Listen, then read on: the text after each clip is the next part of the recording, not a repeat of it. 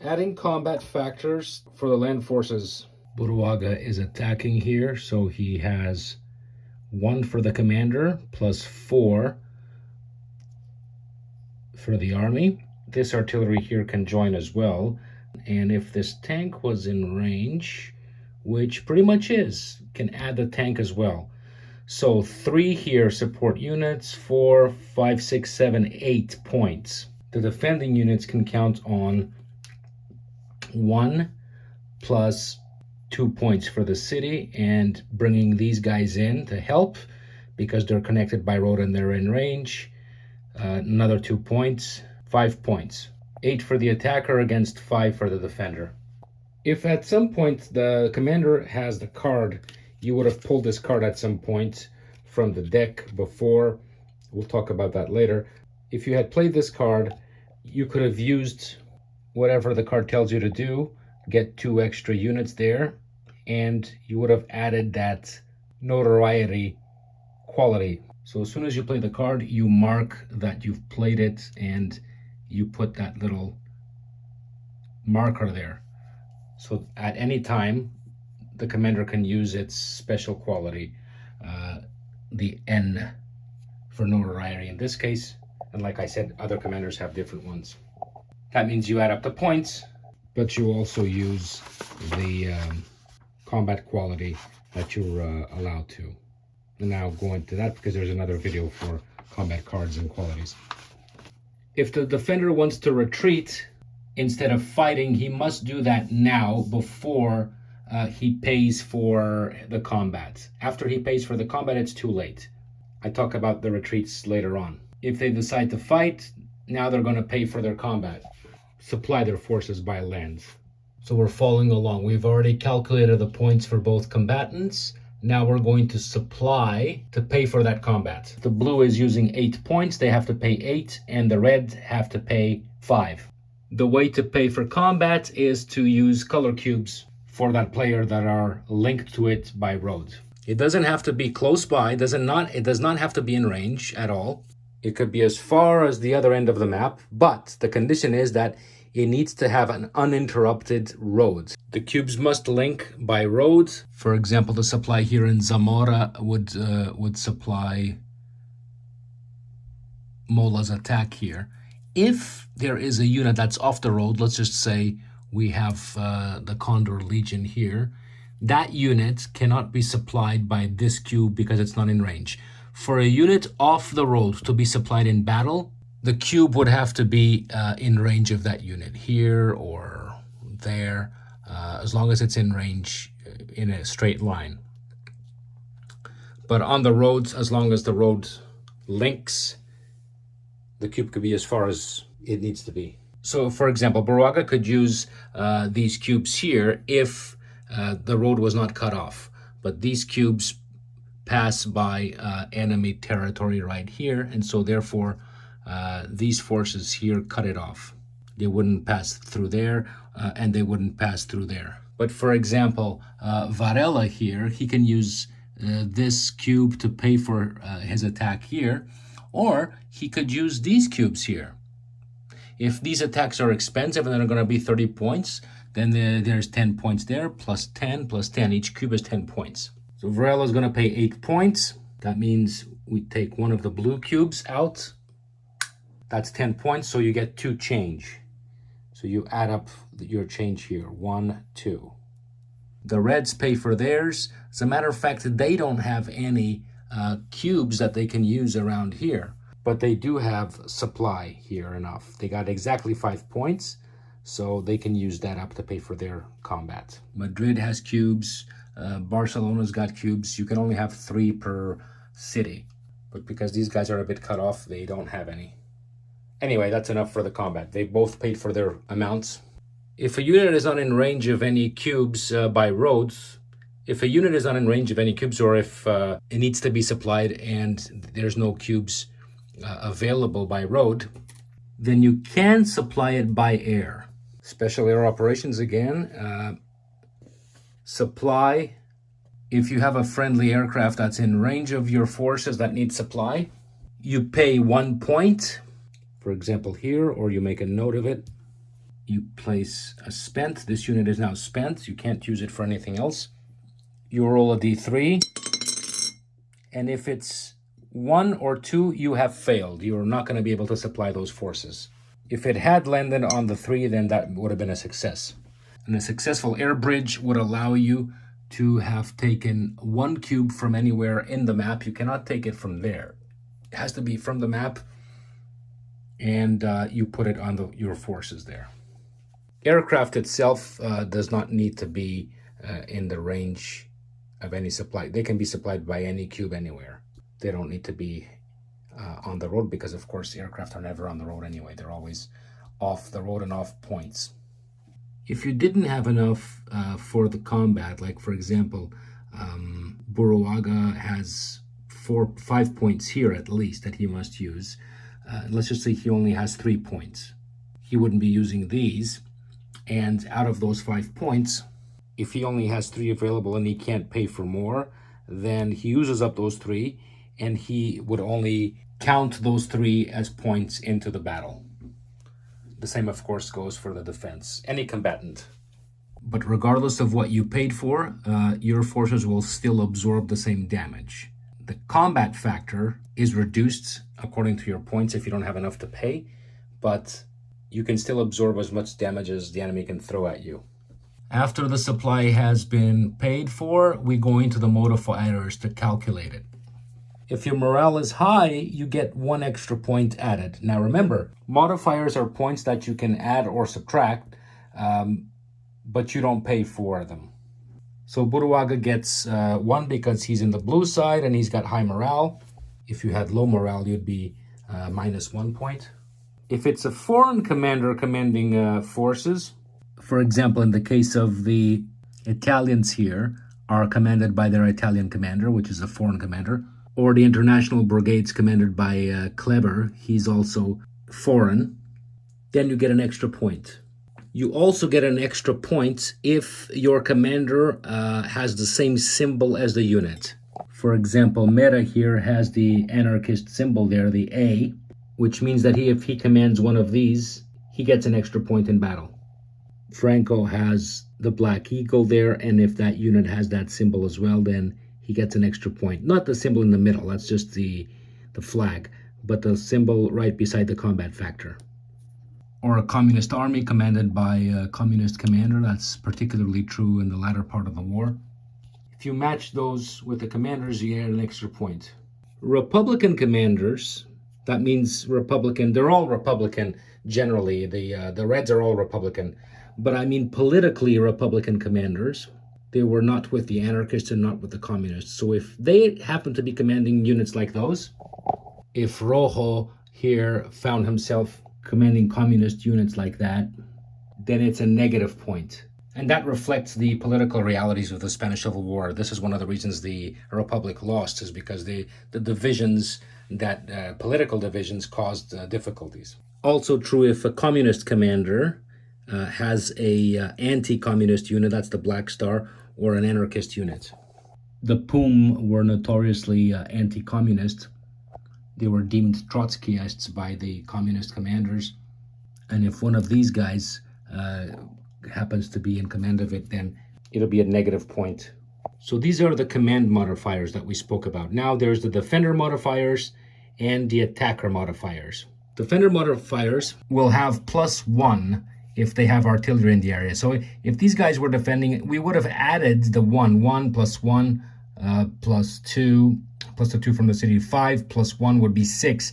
But on top of that, those are 6 points that you pay for.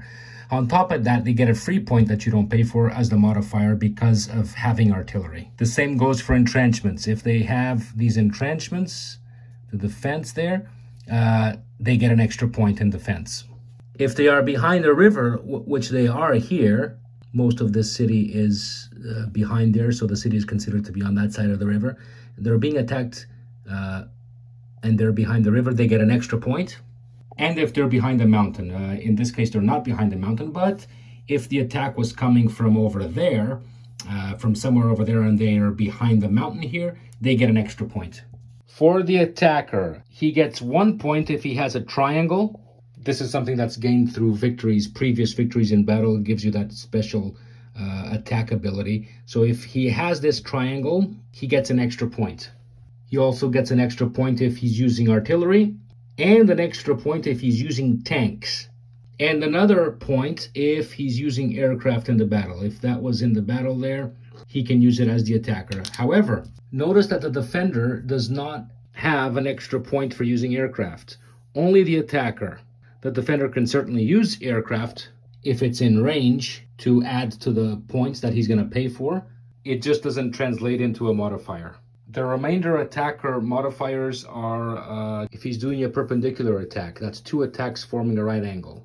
If these guys here, Tela and Castellon with the militia here, are attacking simultaneously this way and that way, then the attacker gets an extra point. If it's a pincer attack, it's similar, but it's not a right angle. It would have to be more from 2 sides like this.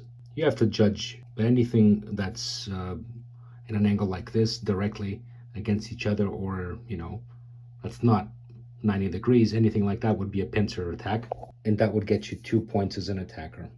An envelopment attack from 3 sides, here, here, and here, gets you 3 points.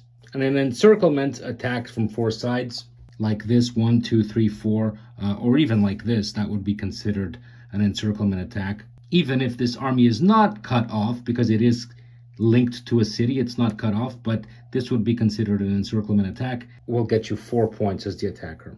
However, if the attacker is off the road, this guy is on the road and this guy's on the road, but if the attacker is off the road like here and he's attacking, then you have to subtract a point for the attacker.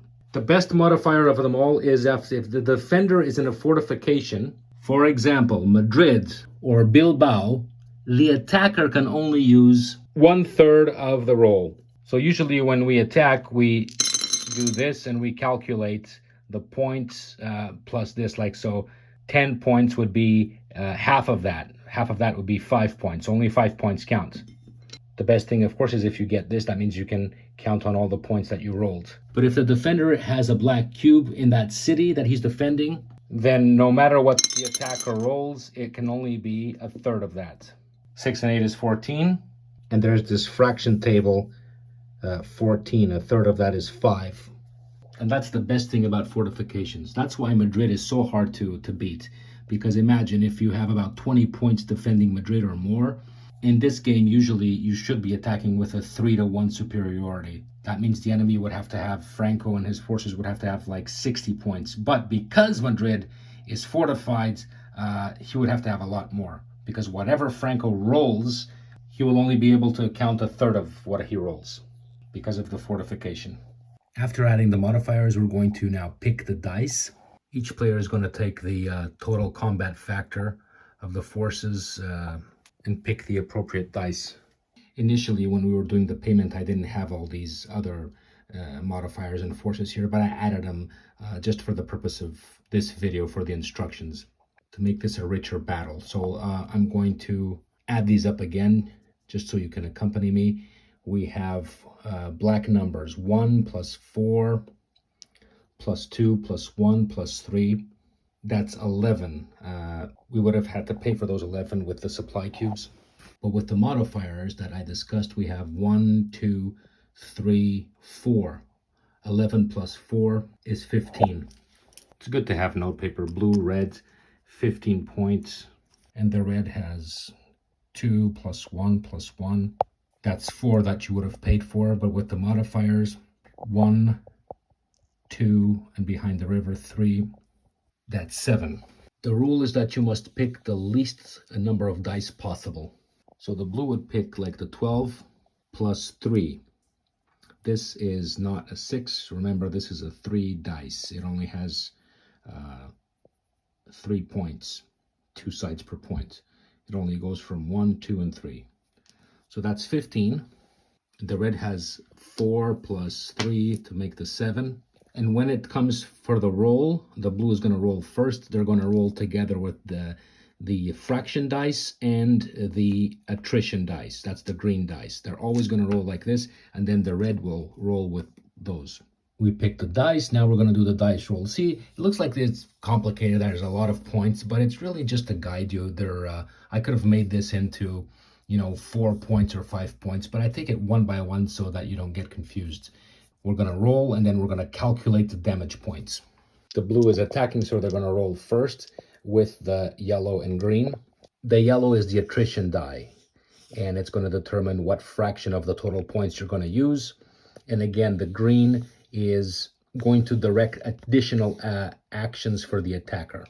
I'll take you through the example now.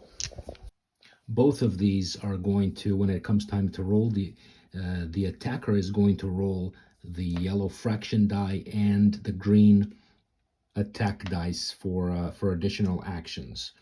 The defender, the red, is going to roll only his dice with the yellow fraction dice. So here's what an attack looks like. The blue got 7 plus 3, 10 points, and he's using half of those. So the results were half of 10, 5. You can always use the fraction table to help you. And he got an A, which we'll talk about in a minute. Now it's the turn for the defender. 1, 2 points and a full fraction, which is rare. So he got a full 2. The attacker got an A. We have the damage points right here. Blue inflicts 5, red inflicts 2. We can find the order of damage explained here in the quick reference, but for your convenience, it's also on the map, on the board. But for your convenience, it's also on the board here. So these units, all this really does is just tell you which units take hits first. First, aircraft take hits. Half of the aircraft units if enemy has aircraft without a yellow cube. So this aircraft was used in battle and it does not have a yellow cube. In this case, the red did not have aircraft, but let's just say the red did have an aircraft in battle. Basically, if there's 2 aircrafts involved in the battle, this is the first one to take the hit as the defender. That not being the case, second unit type to take defender is the artillery if the enemy has aircraft in battle. And indeed, we have aircraft here, and so this artillery would be hit. So out of those 5 points, 1 point is used to eliminate this artillery.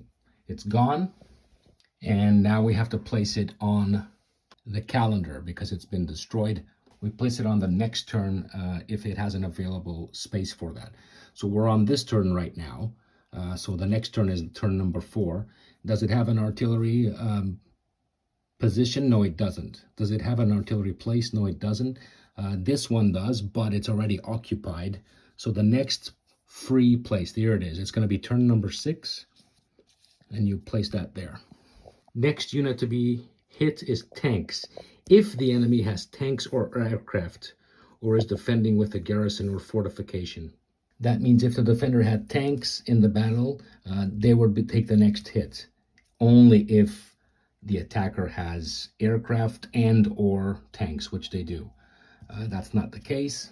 The next thing to be hit is a garrison for the defender only, obviously. And that would only be the case if there was nothing there except for the garrison. The garrison can only exist in an empty transit point or an empty city.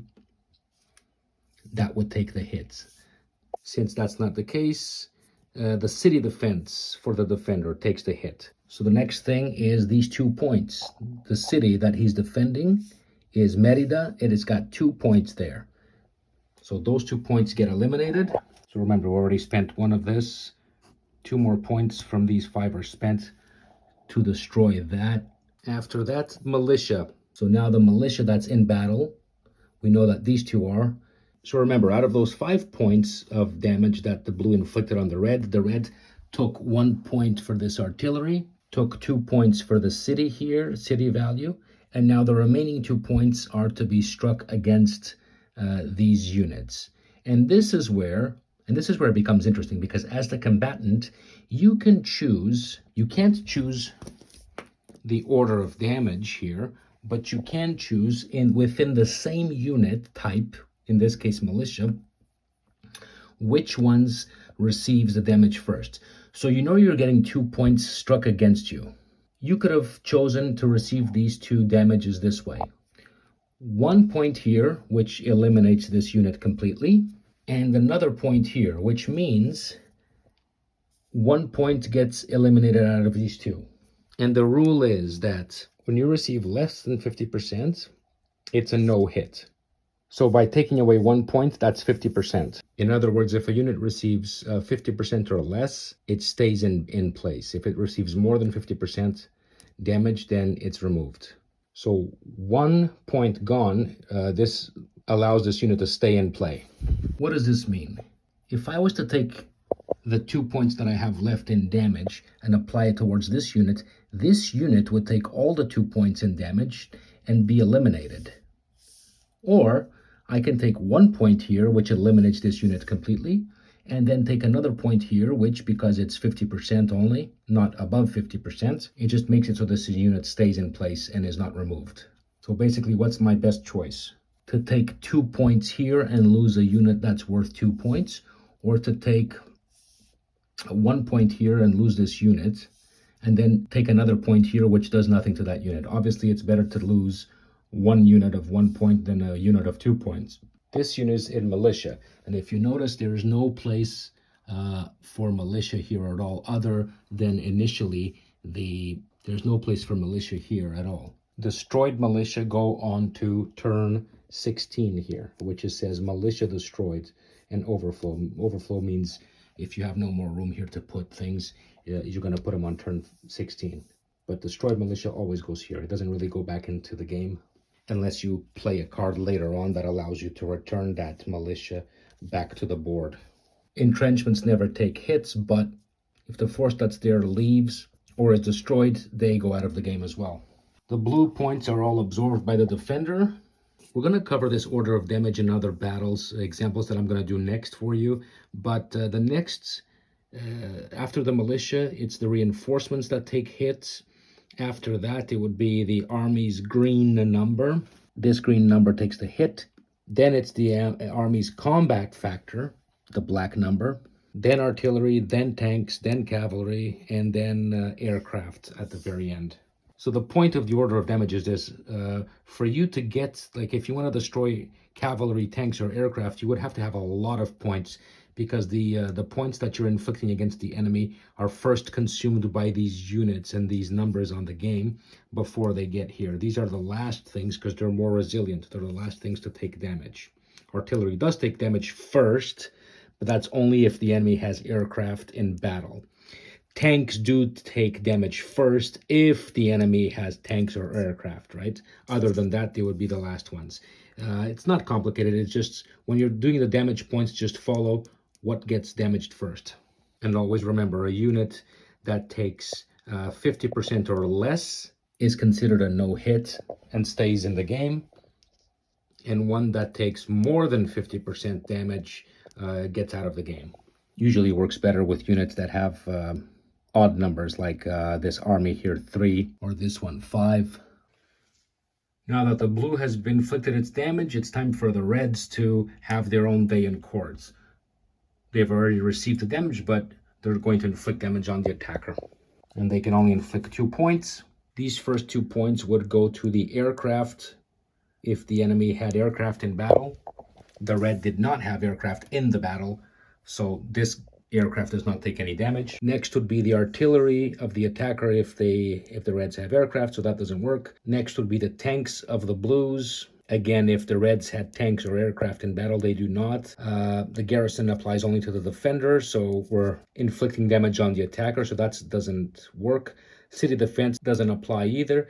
Next would be the militia. The attacker has no militia. It has an army, not militia. And so we attack the reinforcements next. The blues have no reinforcements. Reinforcements would mean that the army was on top of one of those, and that would take the damage first.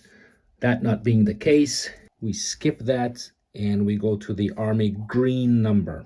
So it is the green number here that takes the hit. And only after that green number is exhausted, we go into the black number. Reds inflict 2 points. One of those points eliminates this green, and then the next goes into the 4. So technically, the army of Castilla loses its green point, and then 4 minus 1 point is 3.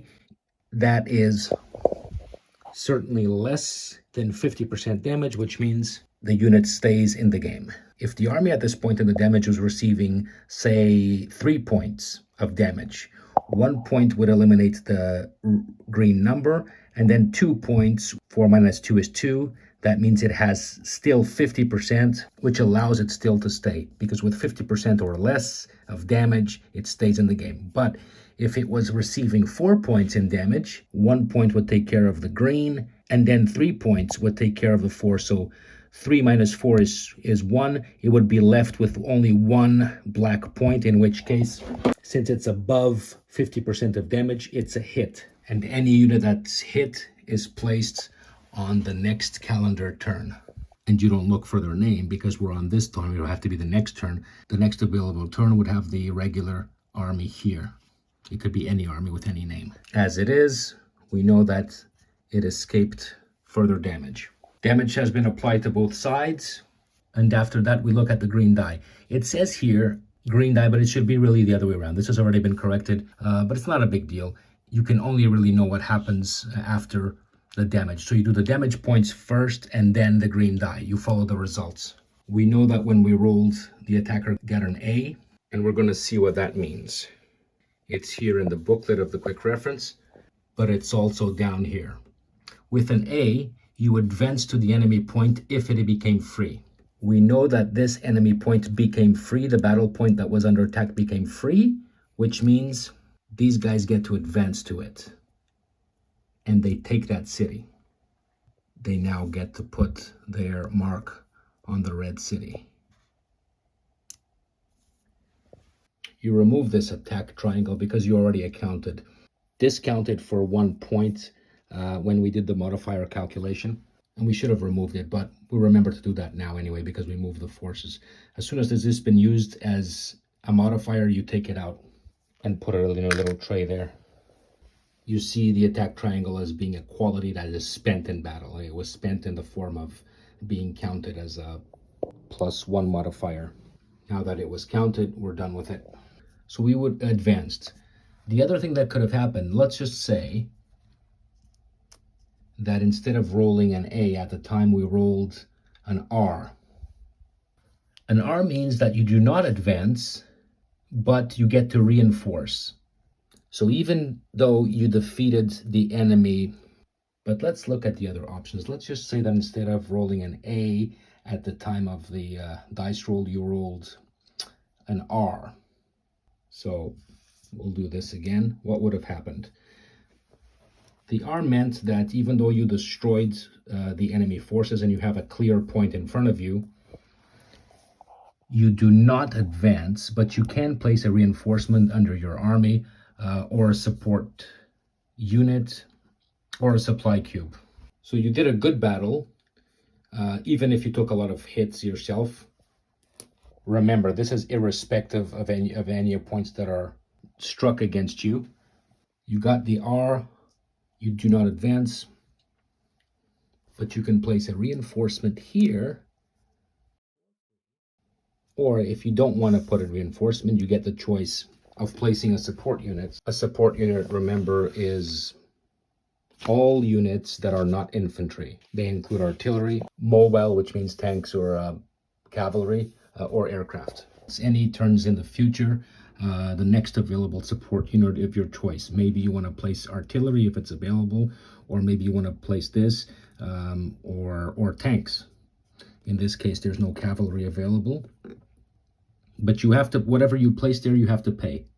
Rolling the R simply gives you the perk of, if you don't choose to put a reinforcement there, to place a support unit of choice, which you would have had to only place when you land there, but this way you can place it from anywhere on the next turn ahead of time, but you still have to pay for it. So if I choose, I could take this tank unit here. It costs 6. I would pay 6 points, be able to place it.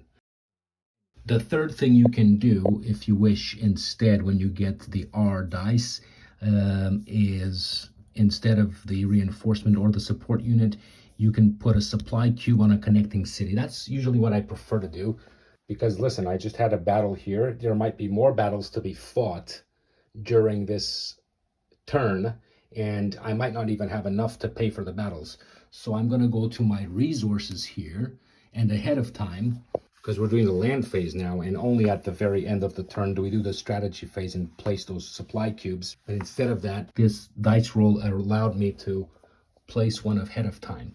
The other thing that could have happened was an S. If you rolled an S instead, it means stalemate.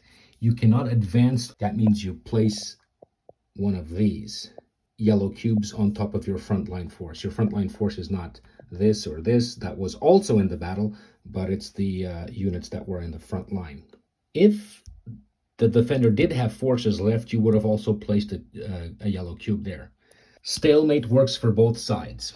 So by getting an S, the attacker and the defender would have had both of these. But because we know that this is not there, it's only the attacker in this case. After calculating the damage, Annihilation. If a Spanish commander loses all its units, there's going to be something to be done with him, and he might have to go on probation. But this is not the case here. These guys didn't have a commander, and even if they did, that would only apply if they lost this unit and that unit, all the units in battle. If all the units in battle are lost, we roll a d6, but I'll explain that later. Originally, we had rolled the A, which means we would have advanced to empty points. I just showed you the S and the R for education purposes. The next thing is spend the attack. So spending the attack is all attacking forces get a yellow cube. What were the attacking forces? It was the army, the aircraft. We used the artillery as well. They were part of the attack. And we used the tanks. Now remember, we didn't have to use these. We could have just used these guys. But we wanted to use anything that was in range. That was our decision. And so we used those as well. If only these guys had attacked, then these would not have counted for the combat factor. And also they wouldn't have been spent. And they wouldn't have been in danger of having received any damage from the defender either. After you spend the attack, you do the celebration of victory. Now, victory is not as clear-cut as it might seem, but it is simple if you just follow the main rules. Celebration of victory. A battle is won by the side that either destroys the most infantry units or gets the highest roll in that order. So first, did the blue destroy more red units than the red units destroy the blue? Yes. So that's a victory.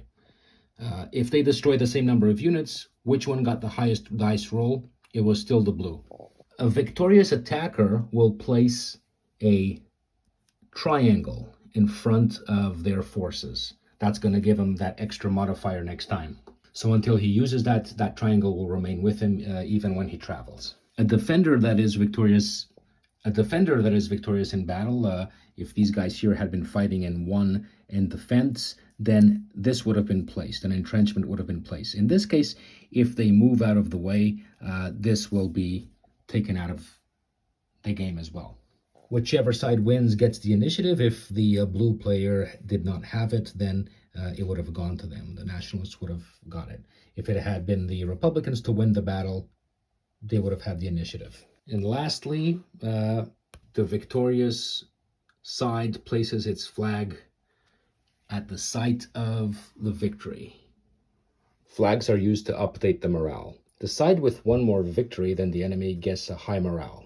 We look at the whole board and there's no other flags there. There's only this one. So obviously the blue has one more victory than the reds. But let's just say the reds had a victory here earlier in the game, and the blue would have had one here. So that means there's two blue flags, nationalist flags, and there's one red Republican flag. The blue player still has one more victory than the enemy. And when that's the case, they have a high morale and the enemy has a normal morale. The side with two more victories than the enemy gets high morale and the enemy gets low. So if the blue side had two flags in the map and the red had none, that means they have two victories over the reds, and this would be the situation. The reds have low morale and the blues have high. And in the case that both sides have victories, let's just say that the reds had two flags and the blues have 2 flags. When this happens, they're equal, so you cancel themselves out. You don't need to have any flags on the board. The flags are only there to mark which side is above the other. That's why we only have 4 flags in the game, 2 for each side, because you can't have more than 2 victories for the purpose of the rules on the game. Whenever they are the same number of victories, they are both here.